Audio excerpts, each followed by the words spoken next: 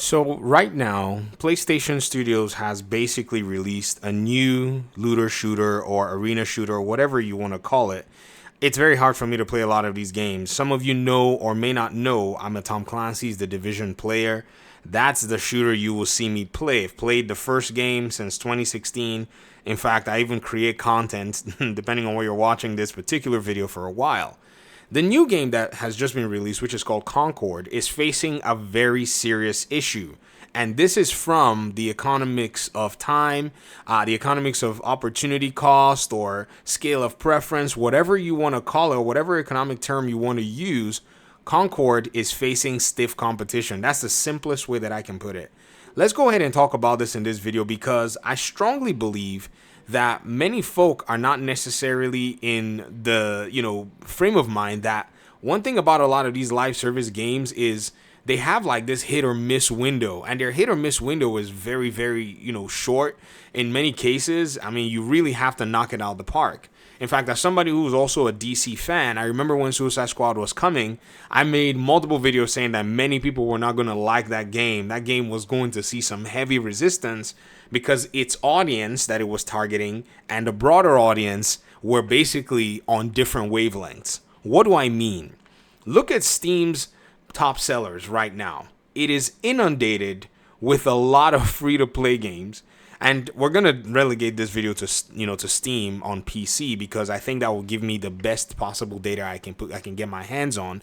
I don't know what's happening on the PlayStation side, but we're going to go with Steam. And I think Steam is significant enough because when Helldivers 2 was selling on Steam and on PC platforms, it basically sold about half or over half the player base worth of copies of the game. Now, right now, we see that the First Descendants, which just recently came out, a free-to-play game from Nexon, which is a company that makes a lot of these microtransaction-filled games, is heavy, is basically number one because a lot of people are playing it. In fact, I was looking at one of my friends, basically, I don't know if some of you have Steam, your friends playing a specific game will pop up, and one of my friends has been playing this game for a long time. Now, I'm not going to play it. Maybe I don't know. I'm not interested in playing it. But I'm seeing the trend right now that many people are diving into this because it's free. Another thing you can see is Elden Ring, which is a phenomenal game. This is the one that you would see me play. I'm playing it. And the Shadow of the Erdtree DLC having recently come out has boosted and bumped it up again to the top of the line. So Concord is facing this stiff competition to a brand new free-to-play game, a game that won Game of the Year and decimated every game that was in its path, including a new PlayStation, or I guess a sequel to a new PlayStation IP at the exact same time, has already sold in terms of its DLC more copies than even all the other games that have been showing up lately. It's sold over 5 million so far. And then you also have Counter-Strike, which is a staple on the PC platform. You have Once Human. I don't even know what this game is about. Looks like a survival game to me. It already has mixed reactions, but it's still beating Concord. Concord is nowhere to be found. You have this new game that came out of the crust. You have Destiny 2. You have Dota 2. You have Fallout 76, which is insane. You have Final Fantasy 14 online, Red Dead Redemption 2, and a lot of these other games. And just somewhere, Concord is not even in the top sellers, and it's coming out, in its full release pretty soon.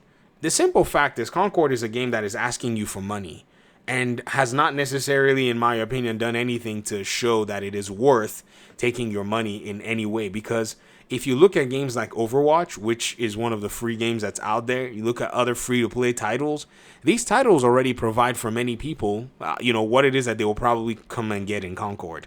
Apex Legends is a very big game. That's also another game that really does provide a lot of these shooting, mechanics and shooting aspects that many players may like in these video games. So Concord already just basically stands at a weird back foot when showing up to the market.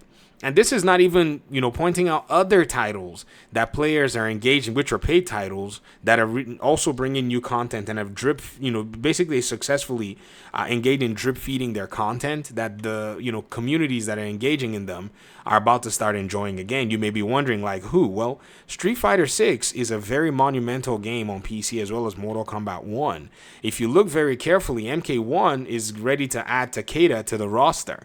Takeda is one that many people have been waiting for, looking back from the MK1 time. And even when you look at Street Fighter 6 recently just brought out a new character in its whole season roster.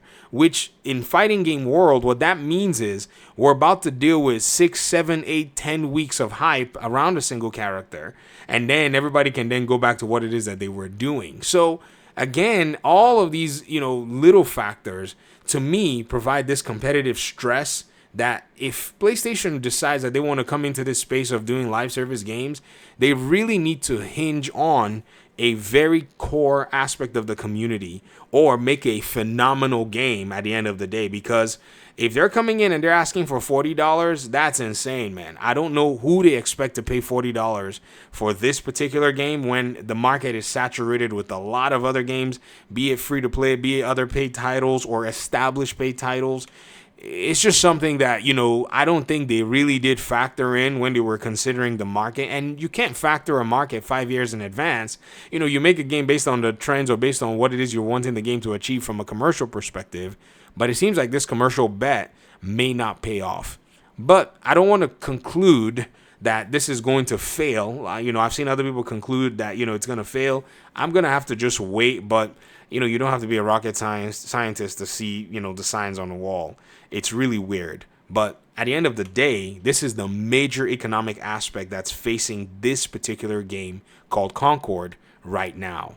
I'd love to hear your thoughts in the comment section. Let me know what it is that you think, ladies and gentlemen. If you are someone who plays any of these free-to-play games or any of these shooters or any of these live service games, tell me what your holdups may be, that's preventing you from playing a game like Concord. For me, it's simply the fact that I like third-person games, and even with most third-person games, I don't care. I'm very picky when it comes to shooters, and I already have a shooter that's established that I do play already, and so to adopt another one is a big no-no for me.